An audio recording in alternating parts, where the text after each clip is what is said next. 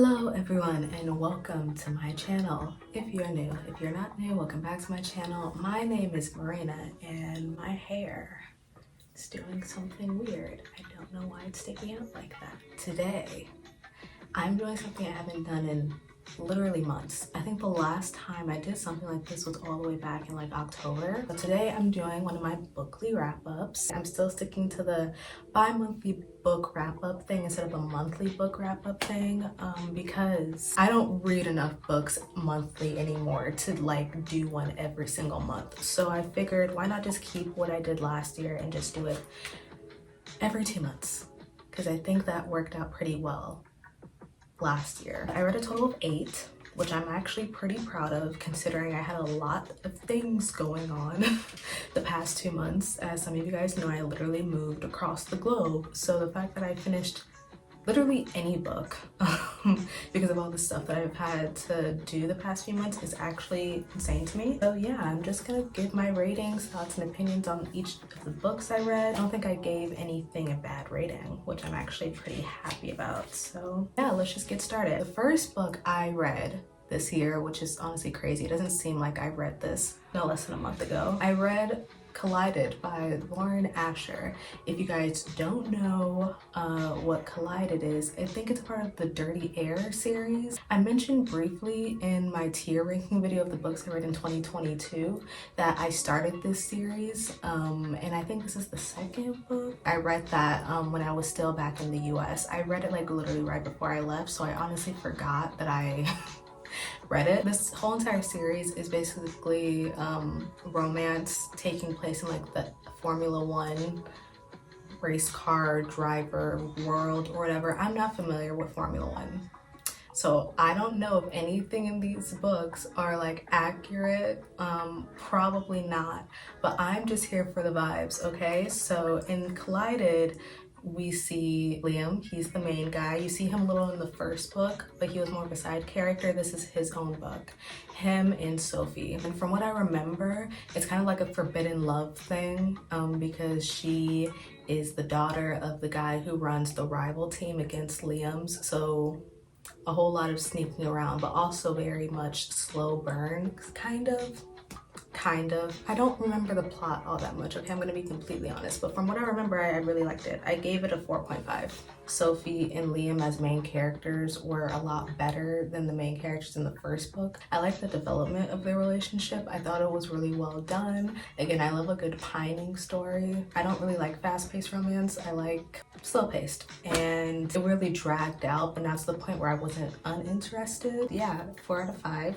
Really enjoyed it. Next, I actually have is an arc of a book that I got all the way back in, I think, November. Highly Suspicious and Unfairly Cute by Talia Hibbert. Okay, so this recently came out, I think, a month ago, but I've had this arc for literally months, and I think you can tell because the cover is kind of like it's been through a lot of things. It's traveled with me across the globe. It has seen horrific things, but I finally read this book. Here's the thing, I haven't read a Talia Hibbert book that I didn't like.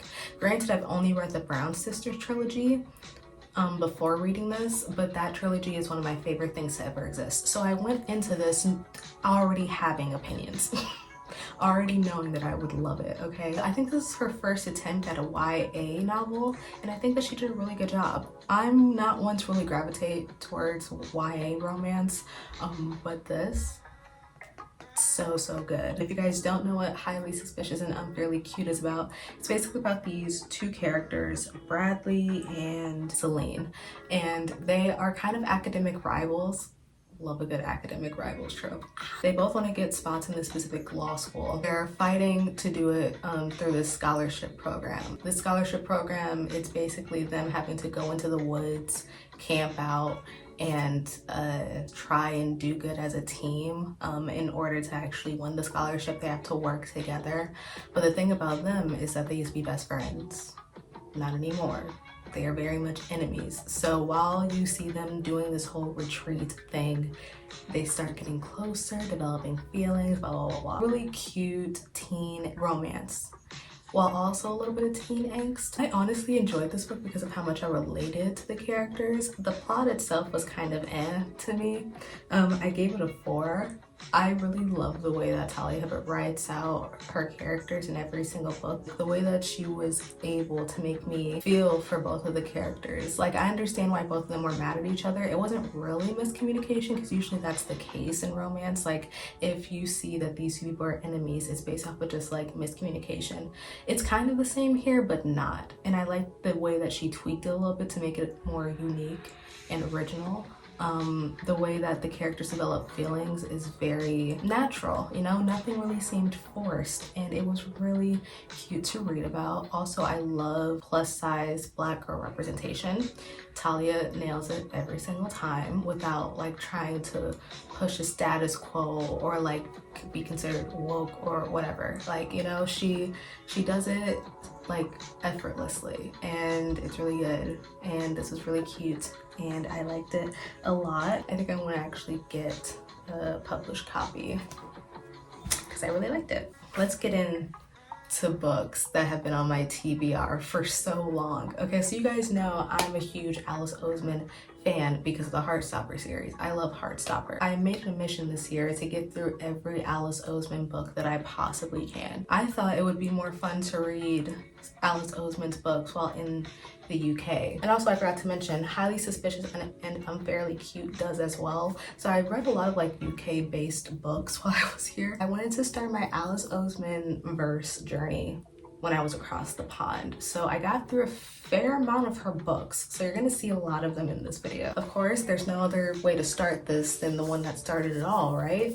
Solitaire by Alice Oseman. I absolutely love this book. I think it's one of my favorite books to ever exist now. Like, it's on that kind of list. It's kind of up there. I know that this was her first ever book. I think that she published this when she was 19. It still holds up to this day. If you guys don't know about the Alice Oseman verse, basically all of her books for the most part are connected in some way, or at least like I think over half of them are connected or in the same universe. Okay, so Solitaire is about Tori Spring, who is Charlie Spring's sister. Charlie Spring, who is from the Heartstopper graphic novels. She got her own book, and fun fact, the Heartstopper books sprouted from Solitaire. Solitaire came first and then Heartstopper. So I thought, you know, what better way to, you know, get into the Alice Oseman verse than to read the book that started literally everything. Went in knowing kind of nothing. Like, I know the bare minimum, which is what I got from Heartstopper, because of course you see Tori Spring in the graphic novel, you also see her in the show. So I know the bare minimum of what her character is like, but to actually read a book in her point of view, in her mind, was just, I've never related to someone, I think, more than I have to Tori Spring. At least like the way that she looks at the world and life. You guys know I'm not a big annotator, okay? But there are so many annotations in this book. I don't annotate ever, but there's just so many quotes in here that I had to just like underline. It was so good. Very sad, like, don't get me wrong. Tori Spring isn't the happiest person in this universe. She's battling a lot of things mentally that she's unaware of, but to the reader it's very clear that she's not okay up here in the noggin, and you see her journey with that. But also the plot of the book is interesting. So in her school there is like this, I don't even know, like, what would you even call them? Protest team? I don't even know if they're called protesters, but there is like this group of people that call themselves Solitaire, that are trying to, you know, stand up against the norms that are going on at Tori's school. And she starts wondering who these people are, what they're trying to do, why they're trying to do it. And she tries to do all of this with this guy that she meets, Michael Holden. I'm like fangirling right now, I know, but I've been in the Heartstopper like fandom since like around this time last year, right? So I've been hearing about Michael Holden because fans talk about him all the time, but I'm just like, I don't know who this man is. So to finally read about him like a year later, I understand the hype. I love Michael too, he's great, but Tori is really just like, I think, my favorite character in this whole entire world. And I can't believe I'm saying that, but I think it's true. I just think that everything that she thought and that everything that she faced internally, externally, it was so relatable from a person that has dealt with mental health issues. I felt her pain, I felt her struggle, I felt her need to feel like she needs to do something but not knowing what to do, whether it be with like her friendships or even her family. You got to see Charlie a lot in this book and how she feels about the stuff that he has to go through, and it's just really sad, but it had me hooked the whole entire time, to the point where I honestly forgot about the whole plot being about trying to figure out who this Solitaire group is. Like, I honestly forgot that that was the plot at some point, because I just wanted to make sure that Tori was going to be okay. Seeing her as a main character now and having to read about all of the stuff that she feels is it was just a lot. I don't know if I'm making any sense at this point, but yeah, I gave it a 5. I just think that everyone should read this book. I think a lot of teenagers would honestly like this book. At the top, like one of the reviews is like The Catcher in the Rye for the digital age. One of my favorite classics I ever read in school was The Catcher in the Rye. So I'm honestly like, that's a good description. I rambled a lot, I'm sorry. Let's go on to the next Alice Oseman book that I read right after Solitaire. Radio Silence. Same with Solitaire, I just went in blind, okay? The only thing I knew was that Aled was in it. And for those of you guys that don't know, if you're only like a Heartstopper show watcher and you haven't read the graphic novels, Aled is a character from the Heartstopper graphic novels. He's like one of Charlie's friends, but you don't really know much about him, so I thought that he was gonna be the main character in this. And while he is kind of a main character, he's not the main character. So I really went in like I didn't know what to expect. I gave it 5 stars. This book is about a girl named Frances.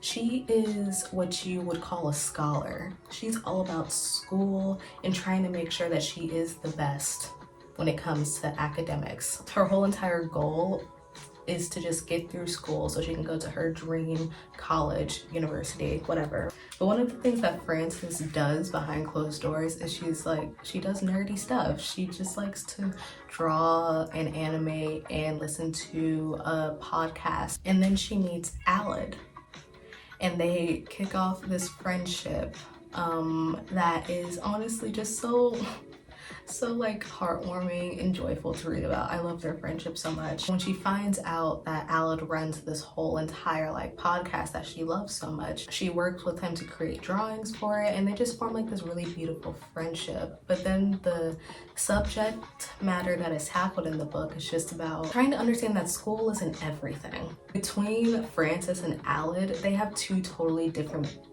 views on school and the importance of it, but you can see that the way that school affects them is pretty much the same. And I thought that the way that Alice Oseman wrote this was so well done. Again, from someone who relates to this, I tend to make school everything, even though it's not, and I'm aware that it's not. I tend to try and find validation when it comes to my grades and my GPA. So to read this, especially when I'm like at a new school and I don't know really how the school system or grading works, I was kind of really going through it. Like, I was really dealing with everything that she tackled in this book. But also, like, it's not even just that. She also tackled the whole entire nuance of fandom culture. Again, really well done. But there's just so much nuance in this book that it's kind of hard to explain. This is like a second favorite in like Alice Oseman's collection. I love Aled as a character so much. I honestly want to give him a hug. Like, he's one of like the silent heroes. Like, it's always the quiet ones you have to watch out for, because even in Heartstopper, in the graphic novels, he never really talked, but when he did, he always said the most meaningful stuff, which is why I was really excited to get to this book, because I was like, I don't know anything about this character, but I'm so intrigued. I just think that he was really well written, and Frances as a character, again, the stuff that was tackled in the book in regards to her and her struggles with academia and just trying to feel validation in something else. She realizes throughout the book that maybe it's important to find happiness with what you do with your life. And I think that was a really, really good message. I also annotated this book a little, not as much as I did with Solitaire, but there are really good quotes in here that I enjoyed. Let's take a break from Alice Oseman books, okay? Because the next book that I read was the book that you guys probably know if you've watched my vlogs from February. The Poppy War by Rf Quang. I spent, I think, 3 weeks reading this book. I think so. I think it took me almost the entire month of February to get through this book. Not because I disliked it, just because it was a lot of stuff that I was not prepared for emotionally nor mentally. I was trying to take my time with it, and then like the time flew by, and before I knew it, it was already the end of February, and I was like, okay, I need to read this. And I'm glad that I did, because as you guys know, I've been wanting to read Rf Quang books for so long, and so I was like, there's no better time than 2023 to actually get started on her books. And I started with The Poppy War, and I was not disappointed. You guys don't know what The Poppy War is. It's basically about this girl, Ren, who gets into this military academy of sorts. She stays there for years and tries to become the best soldier that she can, because if she doesn't, then she has to go back home and marry someone that she does not want, or end up with a family that treats her like crap. So the only thing that she can do is become a warrior. But while she's at the school, she realizes that she has some power that hasn't really been seen in centuries. The power that she has is from like myths from their world, so no one really believes her when she says that she has them. So it's basically her trying to learn how to do this kind of stuff by herself. And of course, while all of this is going on, there's also a war happening. She's trying to figure out how to use her powers to help her people. It's a very, very dark, dramatic, yet what I say, it's a little bit, it's a lot. I will say, trigger warnings, there is a lot of descriptions of death, a few of sexual assault that I was not prepared for. Yeah, I would honestly check the trigger warnings, because I didn't write all of them down, because from what like I said, it took me 3 weeks to read this book. I don't remember everything, but just check trigger warnings. I gave it a 4 out of 5 stars. I like the way that Rf Quang was able to incorporate real life Chinese history and then make it into fantasy. I thought that was really interesting, because honestly, I don't know anything about Chinese history. The way that she describes each character and the events that are going on. The magic system was really cool in this book, I will say. I think that was the most interesting part for me, was being able to understand how Ren could access this power and communicate to gods. It was really interesting in that part. I think the first part of this book dragged out a lot. I understand why, because it's about her journey of the academy, and her journey of the academy is like 3 years long. So I understand why it got dragged out like that, but at some point I was a little bit like not motivated to read it, because I was just like, when are we gonna leave? I liked it. I really want to read the sequel. I'm pretty sure it's just a trilogy, so I don't know. I'm interested in reading the sequels, but just not right now. Now let's get back into Alice Oseman books. Okay, so the last Alice Oseman books I'm going to be talking about are novellas, so I'm just going to get through these quickly back to back. This winter, it is a novella that is kind of like a prequel to Solitaire. So you get to see Tori and Charlie and their little brother Oliver on Christmas Day. And this is right before the events of Solitaire. I gave it a 4. I thought it was cute. It's a really tiny book, so yeah, I kind of sped through this within like an hour, but I really liked it. I also like the illustrations. I always enjoy a good Alice Oseman illustration. I think that she's really good at them. I also like the moments with Nick and Charlie in this book, but I think I could talk about that more with Nick and Charlie. Okay, so this is Nick and Charlie's novella. This, I think, when does this take place? I want to say this takes place after Heartstopper 4, but I don't remember. Whichever one of those was when Nick was about to go off to college, okay? You don't need to read all of her books in chronological order to understand what's going on, but if I were to put it, like stamp it on a certain timeline, this would be, I think, after the fourth Heartstopper graphic novel. Nick is going to college and Charlie feels like he is being left behind, and he is struggling with the fact that Nick is leaving, and this just tackles all of their problems in their relationship, and I found it sad. You guys know these are my comfort characters. Like, I love Nick and Charlie so much. So to see them struggling with their relationship made me really, really sad. But it's also realistic. They are also what I would consider like textbook definition soulmates. Yeah, this was really cute. It was like a good refresher of these two, because I haven't read the Heartstopper graphic novels in a while. So I forgot about them briefly. I missed them a lot, so it was really nice reading about them. Oh, I also gave that 5 stars. Okay, so last book that I read that I actually finished yesterday. Literally spent the whole entire day reading this. The Final Offer by Lauren Asher. Okay, so you guys probably know this as well if you watched my 23 books I want to read in 2023 video. I have been wanting to read this book for so long. It just came out though. It just came out, but I've been so excited to read this because it's about one of my favorite characters in the Dreamland Billionaire series, and of course it's the last book, so she had to save my favorite character for last. I've been waiting for this forever. Okay, so I finally read it. I couldn't put it down. It was great. If you guys don't know what the Dreamland Billionaire series is, it's about these 3 rich brothers who inherit their grandfather's company. Imagine like Disneyland, Disney World. That's what their grandfather's company is, except it's called Dreamland. Okay, so like $1 billion worth company. But in order for them to actually inherit it, they have to follow out the rules that he states in his will. And in his will, he has like 3 things that each brother has to do in order to get their parts of the company and their money. In this final book, we get to see Cal. I've been so interested in Cal since reading the first book, so the fact that I actually got to read this, I'm so happy. I love this book. I gave it, again, a 5 star. Cal is the brother that is known as like the gossip. Like, the paparazzi love Cal because he's kind of just like the troublemaker out of all the brothers. He struggles with his addiction to alcohol. He's kind of like the happy-go-lucky one, but you can tell that he's like going through some stuff. The book is about him having to fulfill his part of his grandfather's will. His grandfather basically wants him to go back to the summer house that him and his brothers stayed at when they were younger and sell it.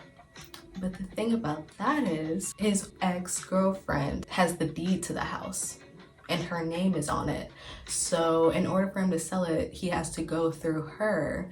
And you guys know where this is going. It's like a romance is gonna form, right? Second chance romance, summer romance, childhood friends to lovers. I literally read this in like one sitting.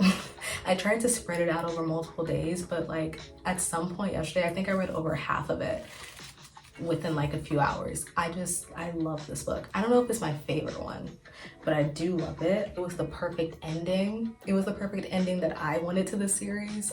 You got to see the other characters from the previous books, the brothers and their girlfriends and wives, and it was just, oh, it made me so happy. Everything about Cal in this book made me sad. Because he's just really going through a lot of stuff, and you can tell that he wants to get better, that he strives on getting better and not being such a disappointment to not only his brothers but also to his ex-girlfriend, but he just can't help it. It's an addiction. Over the course of the book, you see these little happy moments that he has in this small town, because of course it's also a small town where this house is located. There are these little small moments with him and his ex-girlfriend, and he reminds himself what it means to be happy when he's not drinking and doing all of these things. You see his own journey of finding a little bit of self-worth, like wanting to get better because he wants to, because he knows he can be better, and not just because his brothers want him to or his ex-girlfriend wants him to. He wants to get better for himself, and I really enjoyed that. Okay, like this This book has a special place in my heart. I really liked it. Also, the smut, 10 out of 10. It's been a while since I read the first 2 books, so I don't remember, but I think this book has the best. And it's only, I think, 2 scenes, but still the best. So good. I highly recommend the Dreamland Billionaire series. All of the books are officially out now, so if you want to like speed through them, you can. It is possible. And I think that's it. I hope you guys enjoyed this. If you did, thank you. If you like to follow me on social media, here it is. I mostly interact on Twitter, but if you like to follow me on all my other apps, they'll be linked down in the description below. And yeah, I think that's it. I will see you guys in my next video. Bye everyone.